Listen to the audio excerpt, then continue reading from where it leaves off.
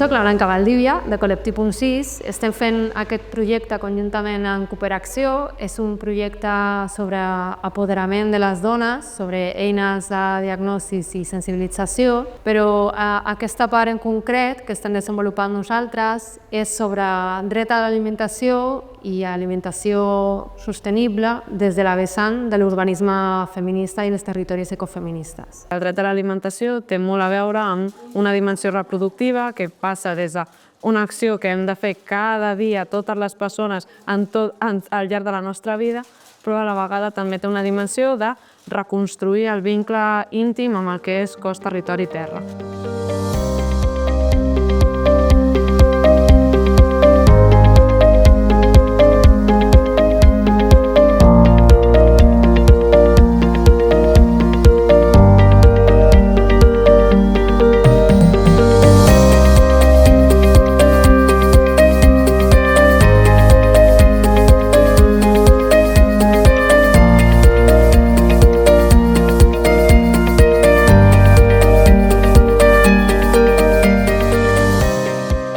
Ara mateix penso que hi ha una desconnexió molt important entre les persones de Lleida ciutat i l'Horta, no? No tan sols amb l'Horta parlant dels aliments en si, sinó de tot el que comporta, no? Quan comprem aliments que són de l'Horta, no? Pues l'impacte que tenen els productors en la seva qualitat de vida, en el mantindre, no? Aquest arrelament amb la terra a través del nostre consum, consumint això de proximitat, de temporada, també consumint de cultius que són més respectuosos amb el medi ambient. Amb el que tenim aquí a Lleida no podria garantir tindre de tot l'any. Per exemple, ja estem tenint enciam de Lleida, estem tenint mongeters de Lleida, però clar, no és tot de Lleida.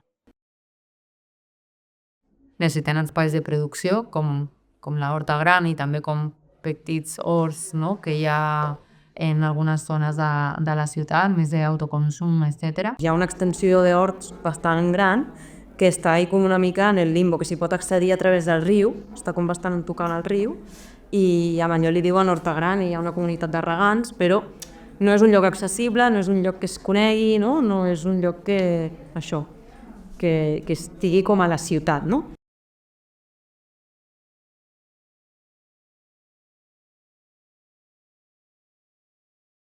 Des de l'iniciativa veïnal es va decidir que aquest espai s'havia de dignificar d'alguna manera i es va decidir que es faria un hort que es duria a terme amb la participació veïnal, que seria un hort on no es consumiria el producte per la gent que estava aquí treballant, sinó que aquest producte es donaria al banc d'aliments i que hi hauria una vessant socioeducativa i sobretot doncs, això fer aquest espai més agraït i un espai de visita, de pas pel veïnat. Nosotros aquí cultivamos, regamos, sacamos mala hierba, o sea, nos comprometemos y como dice Víctor Jara, pues si la tierra es nuestra y no del que tenga más, del que la trabaja.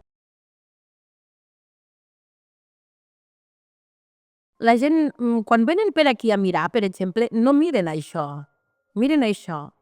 Vull dir, la gent ha de saber valorar el que hi ha. Evidentment, jo si li compro al pagès, el pagès m'ho cobrarà amb un preu raonable, perquè jo també considero que ell té que guanyar la vida.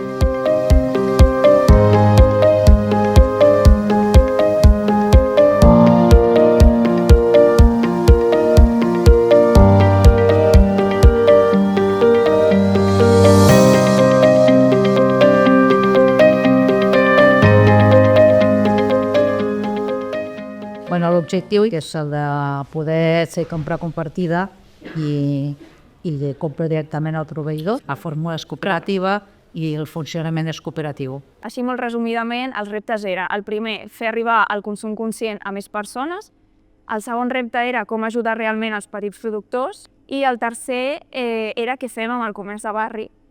Llavors l'Economat es planteja com fem una botiga en format cooperatiu en aquest cas, amb un treball repartit, però sense perdre aquesta essència del comerç de barri.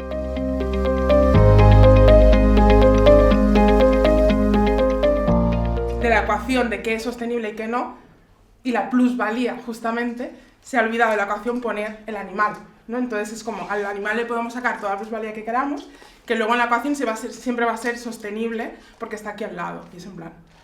O sea, no contamos con el hecho de que estamos justamente además de robando, ¿no? Directamente una vida o explotándola, ¿no? Un altre principi molt important és l'agroecologia, no? El producte agroecològic té en compte com es tracta el terra, com es transporten aquestes coses, com es cuiden els animals, què cobra el pagès, no?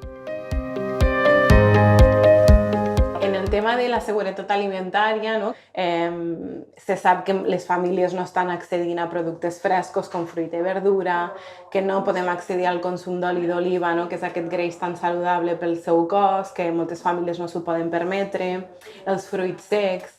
Llavors, estem veient que realment aquesta seguretat alimentària no està garantida i que no cal marxar molt lluny per veure això, sinó que les famílies de la nostra ciutat estan patint aquesta carència d'aliments. L'any passat, al juliol, van començar a fer una proposta que era de donar menjar a persones que estaven sense llar, que vivien al carrer, i sense cap recurs ens vam adonar que els caps de setmana podíem fer com un refugi climàtic i un refugi també d'alimentació. Vam pensar, el greu problema ho tenim de vulnerabilitat. Nosaltres bàsicament vivim del menjar sobrant del supermercat. I amb allò jo tinc que elaborar un menú. Realment tinc un equip darrere de voluntaris, que sense ells evidentment seria impossible.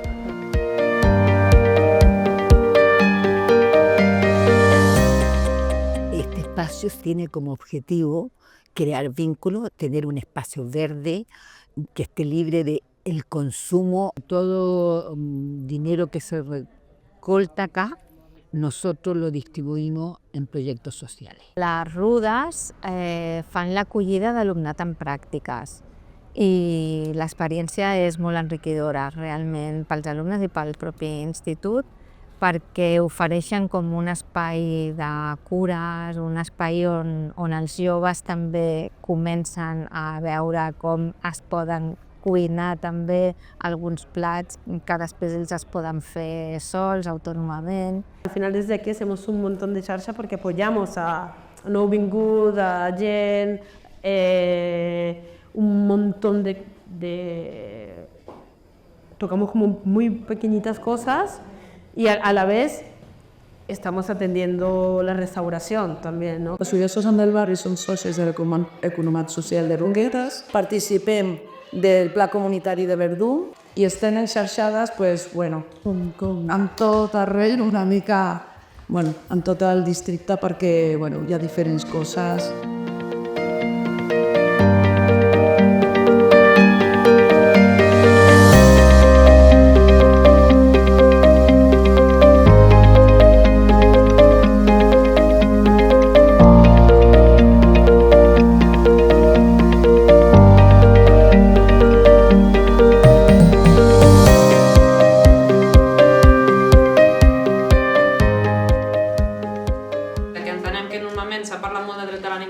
vinculat a tots els projectes agroecològics, altres formes de producció, però s'ha oblidat com tota la part reproductiva i de cures que està associada a aquesta tasca. Perquè no és només com arriba, com es produeix el teu aliment, sinó totes aquelles persones i éssers vius que estan vinculats en el procés perquè tu després tinguis un plat a taula i aquest plat després es renti i tornis a tenir aliments a la teva nevera el dia següent. Una de les cures que hem de realitzar, una de les necessitats bàsiques que hem de cobrir les persones per nosaltres mateixos, cap a les altres persones i per cuidar del nostre entorn és alimentar-nos. En aquesta perspectiva de la sostenibilitat de la vida en l'alimentació i quan parlem de cures i de la desigualtat de la distribució de les cures en els nostres territoris, és molt important aplicar la perspectiva feminista i entendre que encara avui en dia la majoria de les cures les desenvolupem les dones, ja sigui per llaços familiars o ja sigui per treballs mal pagats que desenvolupen en diferents àmbits, no només en l'àmbit de la llar en si, sinó en diferents àmbits per mantenir la sostenibilitat de totes les vides que vivim en aquest món.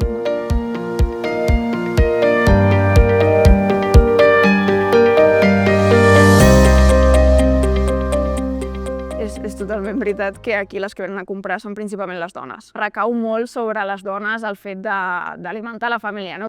El tema de l'alimentació comporta molta feina en una casa. Pensar què faràs, comprar-ho, que sigui que t'ho puguis permetre econòmicament, que sigui un menú equilibrat, anar-ho a buscar, vull dir, és moltíssima feina perquè ho hagi de fer només una persona de la família. Crec que el paper de les dones en garantir aquest accés a l'alimentació a Lleida és un paper molt potent. No oblidem que les dones moltes vegades a les llars són les que van a fer la compra, per tant tenen el poder gairebé d'elecció d'on estan comprant, no? Si van al supermercat, si van al mercat, si van a la seva verduleria de barri.